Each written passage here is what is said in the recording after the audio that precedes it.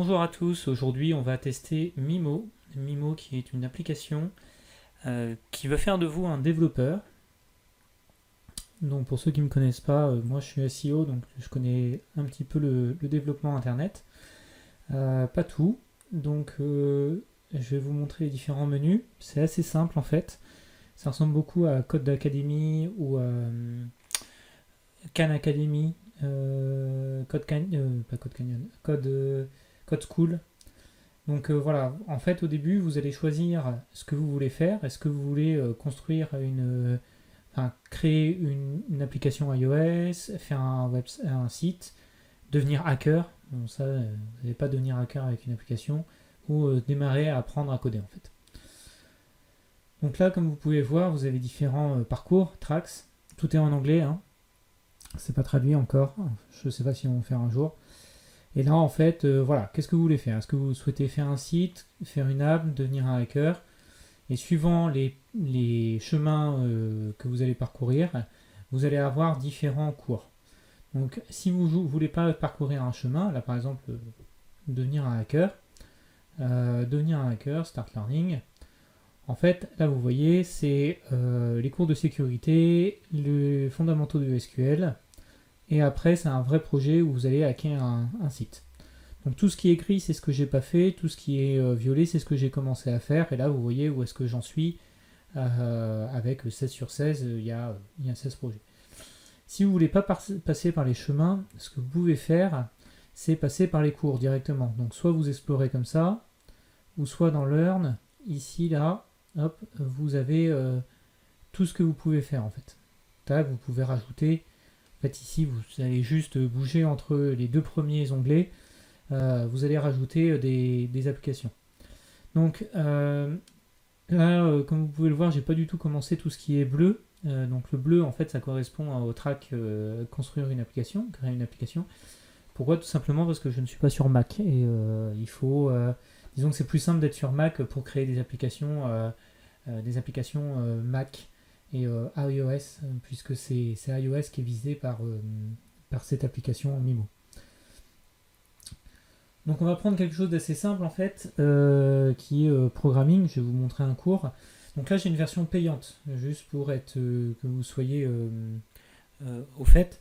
La version payante, vous avez le choix entre un an. Par défaut, vous avez un an dans l'application si vous voulez acheter dans l'application. Et ensuite, vous pouvez choisir 6 mois. Vous allez recevoir un mail où il vous propose de choisir 6 mois. Si vous voulez choisir un seul mois, vous pouvez très bien leur envoyer un feedback en disant bah moi je veux pas, je sers un mois. Et il vous enverra un lien pour choisir un mois en fait. J'ai essayé, ça marche bien. Alors là j'ai pris 6 mois parce qu'il y avait une offre sur 6 mois, donc je me suis dit bon pourquoi pas.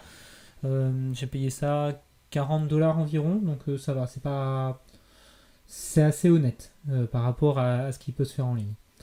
Donc on va en faire un là, je redémarre. Donc là vous voyez, vous avez les différents cours avec qu'est-ce qu'il faut apprendre avant, avec les requis en fait. Là, par exemple pour Swift, il faut connaître le basique de macOS. Voilà, donc moi je suis plutôt, si on me demande, je suis plutôt DOS on va dire, pas macOS. Donc j'ai pas du tout commencé ça. Peut-être que je le ferai. Là vous voyez, CSS, voilà, comprendre le HTML, pour styler un site, donc appliquer des feuilles de style HTML, créer un site et apprendre le CSS. Et en fait, vous voyez, il y a des choses qui sont vraiment très très sympas, c'est ça. Ce sont des projets. C'est-à-dire que vous n'allez pas le faire sur l'application, vous allez le faire sur votre ordinateur ou votre Mac. Et vous allez vraiment créer en suivant pas à pas le projet. Donc ça on y reviendra, je vous montrerai tout à l'heure. Donc là, on va partir sur quelque chose de très basique, qui est de l'introduction à la programmation. Dans la version gratuite, vous aurez que le premier à chaque fois. Une sorte de freemium en fait. Donc voilà à quoi ça ressemble.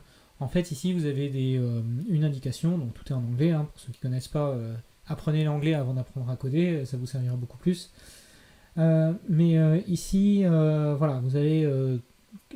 est-ce que l'ordinateur est vraiment mauvais à quoi? À calculer, à penser? Donc là, on va faire exprès de se tromper. Tac. Et hop, et là il vous dit mais vraiment les calculettes c'est des ordinateurs aussi. Et donc je dois swipe down là, je suis en bas, tac, penser, et là il me fait oui c'est vrai, nanana.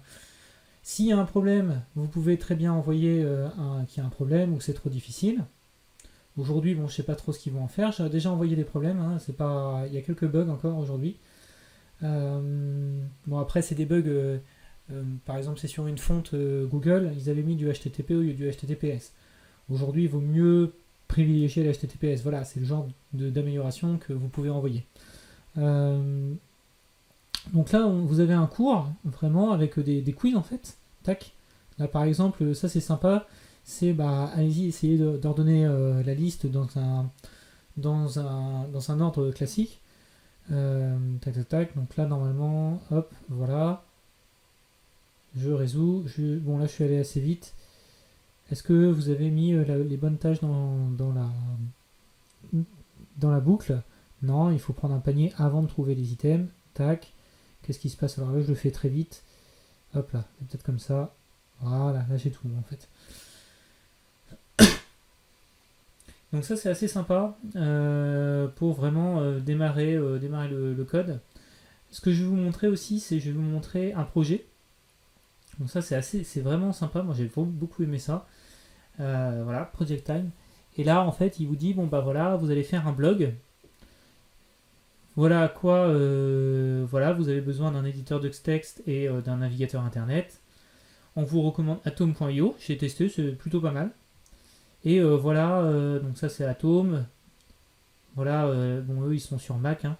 Et là, vraiment, ils vous accompagnent dans le projet en fait. Voilà, choisissez plutôt Chrome ou Firefox. Donc là, ils vous accompagnent et voici le projet que vous allez faire.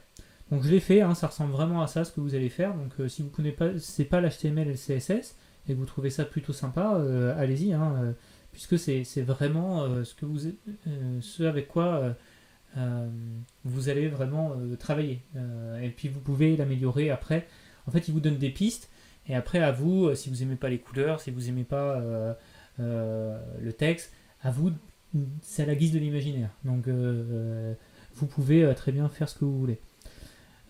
Sur tout ce qui est cybersécurité, donc ça c'est intéressant. Là, vous voyez, j'ai commencé le cours de cybersécurité. Je l'ai arrêté en cours de route. Pourquoi? Parce que ce que j'aimerais bien, là, je vois SQL et injection. Là, je suis en train plutôt de réviser la partie SQL. Donc là, vous voyez, SQL, j'en suis là.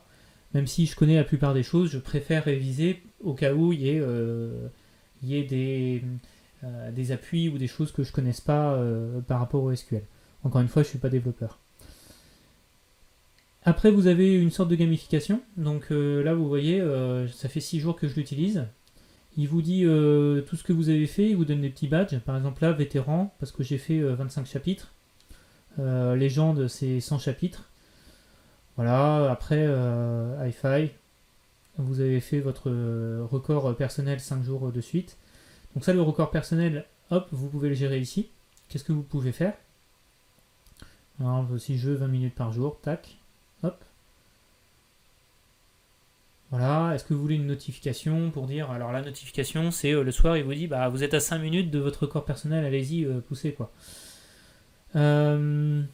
Après, il n'y a pas grand-chose au niveau des paramètres. Par exemple, il n'y a pas tout ce qui est langage. Et là, vous voyez, vous pouvez vraiment faire beaucoup de choses. Donc voilà, vous voyez, c'est assez simple. Si vous êtes déjà bien avancé, ça va pas remplacer des sites du genre Code School ou Code Academy ou le site du zéro. Hein, qui s'appelle Open Classroom maintenant. Les vieux savent, on va dire. Et en fait, par contre, ce qui est bien, c'est que vous êtes pas du tout devant votre ordinateur. Vous êtes, en plus, tout ça, c'est en mode hors connexion. Donc, vous n'êtes pas du tout devant votre PC. Vous pouvez continuer à apprendre. Donc, c'est pas mal pour ceux qui prennent les transports en commun ou qui ont un peu de temps à perdre avec leur application. Donc, pas sur la route, évidemment. Voilà, dites-moi si ça vous a plu. Je pense que je vais continuer à montrer 2-3 applications comme ça. N'hésitez pas à mettre un commentaire, à mettre un pouce bleu ou un pouce en l'air, un pouce en bas, mais surtout à me dire pourquoi vous avez fait ça. Et donc là, vous voyez, j'ai passé vite fait tous les cours. Bientôt R et Raspberry Pi. Je pense que c'est un petit peu léger. Donc voilà, si vous avez des commentaires sur cette vidéo, n'hésitez pas, et j'en referai sûrement d'autres prochainement. Au revoir.